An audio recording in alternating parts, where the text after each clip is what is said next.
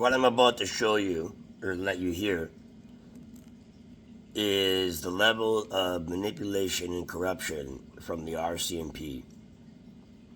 How they easily manipulate language, words, and try to mislead people. Not only have I hired a criminal lawyer, I've hired a civil lawyer. Just listen to this. So the incident that I'm speaking about, two incidences here. The original incident happened on February 3rd, and you will hear in this video as well. This will be a long video, so I'm going to try to break it up in a few pieces. The original incident happened on February 3rd. A vehicle came here, no license plate, two masked men, and the level of corruption is just mind-blowing. Long story short, you're going to hear that the reason why it wasn't taken seriously is because the officer that investigated the 911 call, or was dispatched the 911 call, said that there was a language barrier. I speak perfect English. I sound perfectly fine. I asked the officer when he called, did he review the 911 call? He goes, he doesn't need to. I stated to him in the call, do you want to see my evidence? He says it's irrelevant. He doesn't need to see it. He stated in that initial communication that he's concerned about my mental health. I said, why are you so concerned about my mental health? He said, because the things that you're alleging and accusing people of are very serious. I said, what's concerning me is that I've told you these things, and instead of wanting to see my video evidence and my photographs and my timestamps to prove what I'm saying, you immediately turn around and state that you're worried about my mental health. Well, I'm worried about your mental health, considering that I have evidence to prove to you what I'm saying is true. If I didn't have the evidence to prove what I'm saying, then I would also be concerned for my mental health. But I have the evidence. Since February 3rd to this day, which is March 10th, it's March 10th right now, no officer has allowed me to go to the station to file a real police report. People have called, but not the investigating officer.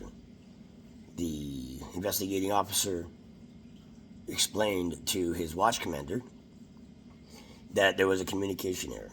The watch commander came here a day and a half afterwards and said, someone will get in touch with you so you can re-give your statement to make sure that it's accurate information. This entire investigation was done without my actual evidence. The evidence that I gave was 100%. The evidence that was reviewed is what was allowed to go through after it was redacted. Even in the first communication with the officer investigating the initial call, when he would regurgitate or reverberate, I forget the word, when he would repeat what I was saying, he left out things. So I said, a vehicle came down my driveway with no license plate and a mask. And I have proof to prove that. He responded with, so you're concerned about a vehicle with maybe no license plate coming down your driveway. I said to him, are you not hearing what I'm saying? He goes, I am hearing what you're saying. I go, then why are you leaving out the fact that I've stated to you multiple times that this vehicle had no license plate, two men wearing a mask, being very aggressive with their way to try to breach my property? He doesn't respond. So the watch commander comes here, he tells me that he's concerned for my mental health. I said, well, how are you concerned for my mental health when I have the evidence to show you what it is that I'm stating? I even showed him some of the photographs and the video. He doesn't say anything. He doesn't say anything but, yeah, they're wearing masks. So the watch commander said to me, hey, they're wearing masks. Plus three other officers off record said, no, they're wearing masks. There is no license plate on that vehicle. The initial investigating officer only spoke to me one time with no other communication. No other communication. That incident happened February 3rd.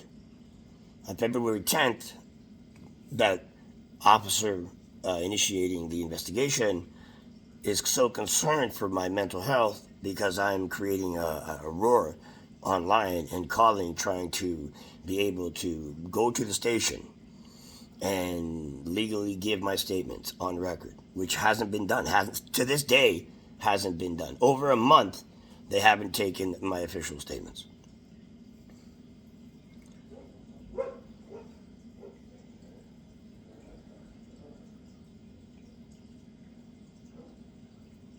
It was communicated to me, you'll hear in the video, that law enforcement doesn't need all the evidence to make a conclusion. That doesn't make any sense. If the initiating officer was so concerned for my mental health, why wouldn't he communicate again with me if he communicated with his staff sergeant and the watch commander of my detachment here that there was a communication verbal error? Why is it that not only Staff Sergeant Mancini stated to me that, yeah, there was a language barrier? There's no language barrier. He not only did Staff Sergeant Mancini state that there was a language barrier, but the watch commander of that officer who was on shift that day told me that that officer told the watch commander that there was a language barrier. So if there's a language barrier and he didn't accurately get the right information, why wasn't there a secondary attempt? Why wasn't there any attempt to get the accurate information? When I asked the officer, who was the initiating officer, can I show you my evidence? He goes, you don't need to. I have all the evidence. He stated that maybe these people were wearing masks because they were concerned for their safety and they didn't want to have problems with me. I go, well, if people are so concerned for their safety and they have to wear masks and break down my gate to come through here to allegedly leave a note, why would they come here? That doesn't make sense. And then because I started questioning his logic, he got aggressive with me on the phone. Again, repeating about my mental health. How convenient mental health is for law enforcement when they're caught in lies. So the officer in Vernon, who is the supervisor of the officer that came here to investigate my mental health, works in a different detachment than the investigating officer of the initial incident. Interesting.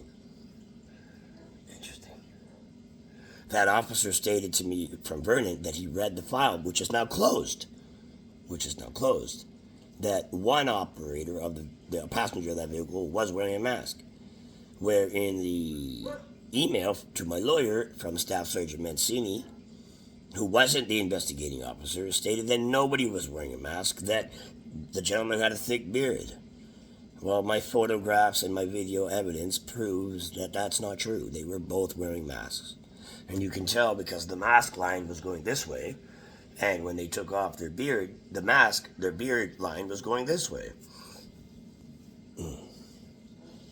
As soon as I started stating that, they responded with, how's your mental health doing? It's been over a month since those mental health officers and nurses came here, and not even a reinvestigation as to show my evidence as to the things that I've gathered.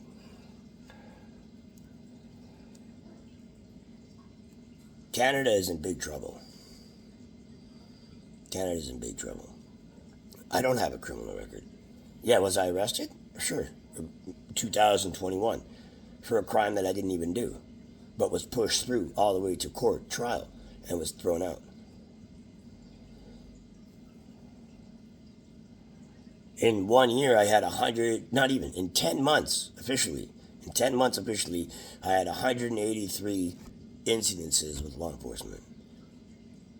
I think maybe 20 of those were that I called because there maybe was an obstruction on the road. But the rest of them were allegations against me doing stuff. And believe me, they investigated everything to try to pin something on me, and they couldn't. I got charged with possessing weapons to endanger the public, so that means that I had a weapon potentially in public, which was not true. I was on my property. I called the police that day, many years ago in 2021, because my property was being penetrated by people. And I have proof of that, but they didn't care about that. The officers that came here that did tase me that day stated in their police record and file that they weren't scared for their safety and they were concerned for their safety. They were just more concerned that I was getting so upset. that Officer Allen tased me. When I hit the ground, I said, "Thank you, I love you." Just hopefully I was thinking that maybe at this point someone would actually listen to what I'm saying. When someone threatens to kill your dog and sends you a text saying that they're going to shoot your dog, when they're calling your dog to jump the fence, to purposely shoot your dog, and you show that to the police and they don't care. When you systematically get targeted, get the SWAT team to come to the doctor's office because you're pissing in a cup, and the nurse on staff there says that I locked the door, which is a key lock, sliding door, which you need a key to lock it, which I never had the key and the door was never locked, stated that I was wearing body armor, which I was never wearing body armor, I was wearing protective motorcycle gear, and said that I had a tactical helmet of some sort. It's a motorcycle helmet, which was removed prior to entering the building. And the reason for going in there is because I was pissing blood. But somehow her 911 call was so frantic that it was labeled a potential hostage situation. Interesting. After all that shit happened, there was one cop who's no longer working for the RCMP. He quit. I wonder why. Well, I know why. Because he stood up to what they were trying to do. He was actually a good cop, and he was pushed out. It's funny and also concerning that I know of at least 2 officers that have questioned the chain of command when it comes to the way they treat me, that are no longer working on the police force. And these were good cops. The evidence I have is, can't deny it. It's there. They're literally saying, no masks. Different staff sergeant goes, only the passenger was wearing a mask. Oh, there was a communicational breakdown. Well, if there's a communicational breakdown, wouldn't you think that it would be protocol to reinitiate communication with the person? Maybe bring them in so it's clear communication? If an officer comes to look at your evidence and just looks at it and doesn't document it, that doesn't count as it being taken in.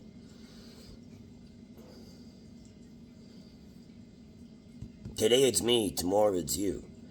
And before all this even happened, I was talking nonsense about the Prime Minister Justin Trudeau. Before COVID even. What happened? One day I wake up, my dogs are barking, I come outside, and there's a black suburban style SUV with 6 men that get out that look like they're basketball players. Not dressed in police uniform, but like suits. I'm thinking, oh man, my past is coming to get me. But these guys weren't Russians, they weren't Israelis, and they weren't Armenian.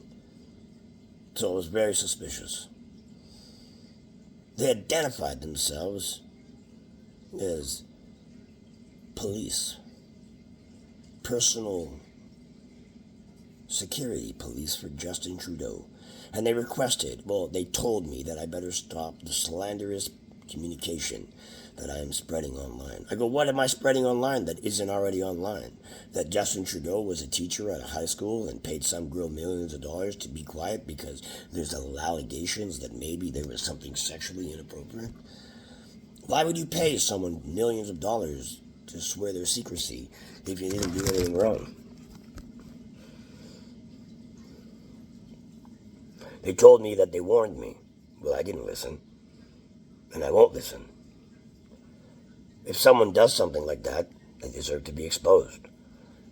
What they're doing right now, to me, deserves to be exposed. I'm not a trucker, but I supported the truck convoy.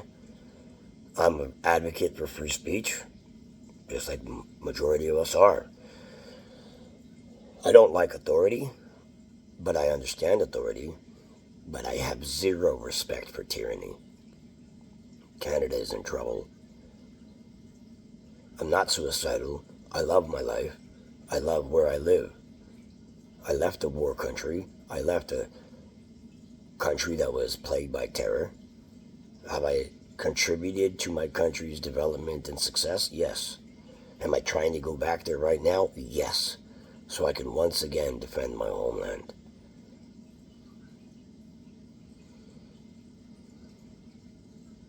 Today it's me, tomorrow it's you. Yesterday it was all the entire truckers. Before that, After that, it was every single Canadian that was peacefully protesting against the tyranny that is upon us. They want to put us in jail for speaking the truth because it can hurt someone's feelings, but they have zero disregard.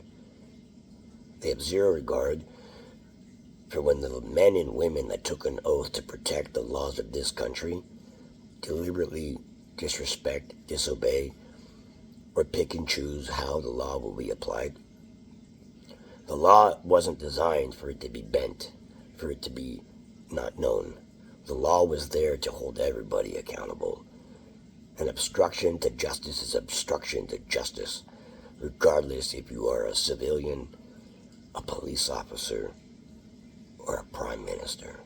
The law is the law underneath true Canadian law.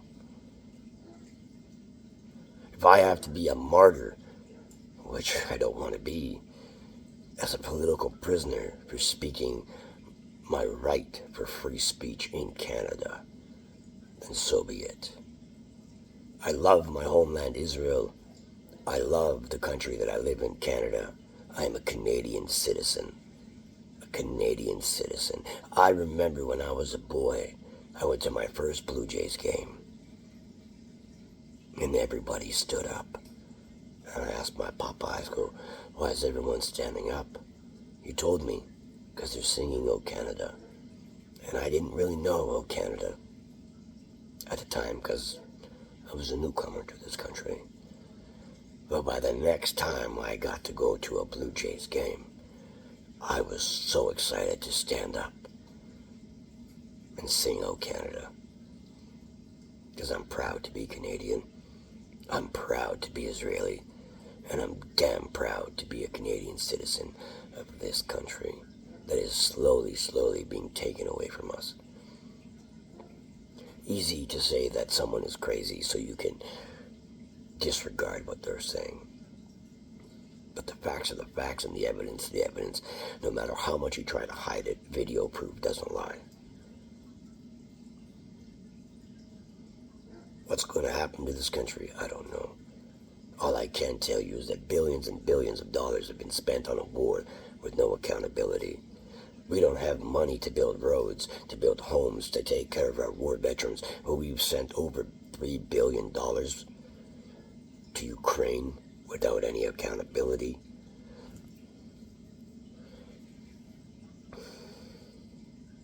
Arrive scam. How many millions of dollars? Justin Trudeau gets investigated. Nothing to see here, guys. You can't investigate me because I'm the Prime Minister.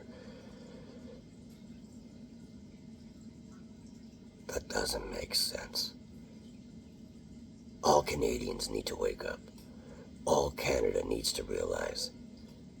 I think it might even be too late. You have no idea how many Canadians are ready to leave this country and to maybe never return, because this isn't Canada anymore. They've taken away Canada from Canadians.